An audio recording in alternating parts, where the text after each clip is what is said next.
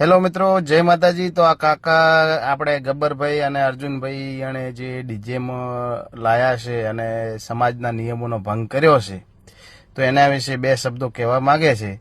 તો કાકા, તમારો શું કહેવું છે? આ ડીજે લાવ્યું છે અને આવતીકાલે 4 તારીખના સમાજ ભેળો થવાનો છે અને ત્યાં જઈ અને એમને માફી મગાવવાનું છે।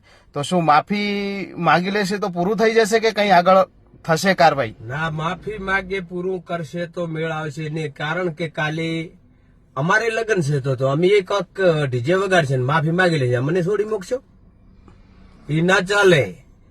એમના માટે કદાચ એમને પૈસાનો પાવર હોય ને એમના માટે કદાચ એને એવું હોય કે અમને કોણ કહેનારું છે, કાં તો આ સમાજ બારી થઈ શકે, નહીં તો એમના 11 લાખ દંડ લઈ અને આ ઓલી કન્યા કેળવણી ગેની બેન કોઈક જમીન કહેતો હતો ને એમાં આ પૈસા વાપરવા જોઈએ સદારામ બાપાને। હા, જે સદારામ ધામ બનવા જઈ રહ્યું છે એવું કાકાનું કેવું થાય છે કે જે સદારામ ધામ બનવા જઈ રહ્યું છે એમાં આ 11 લાખ દંડ વપરાવવો જોઈએ અને ખરેખર 11 લાખ દંડ થવો પણ જોઈએ, કારણ કે કાલ ઉઠીને કોઈ પણ બીજો પણ આવી રીતે ડીજે લાવી અને માફી માગી લે ને સમાજ જો માફી માગવાથી છોડી મૂકે તો કાલે ડીજે ચાલુ થઈ જશે। આ જે આપણે ઓગળ બાપજીના સાક્ષીએ, સદારામ બાપુના સાક્ષીએ જે આપણે નિયમો બનાવ્યા, આ નિયમોનું ખરેખર ઉલ્લંઘન કર્યું છે અને આનો કાયદેસર મતલબ જે આપણે સામાજિક કાયદેસર કાર્યવાહી છે એ થવી જોઈએ। કાં તો એમને સમાજ બહાર કરવા જોઈએ, કાં તો પછી એમને દંડ 11 લાખનો દંડ મગાવી 11 લાખનો દંડ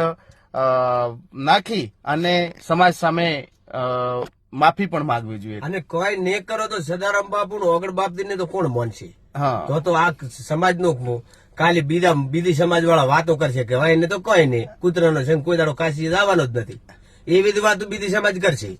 એના કરતી એક તો નિયમ એમને માફી કોઈ ચાલશે નહીં, એમનો 11 લાખ દંડ લઈ લેવાનો। મારું તો એ રોજ કેવું છે।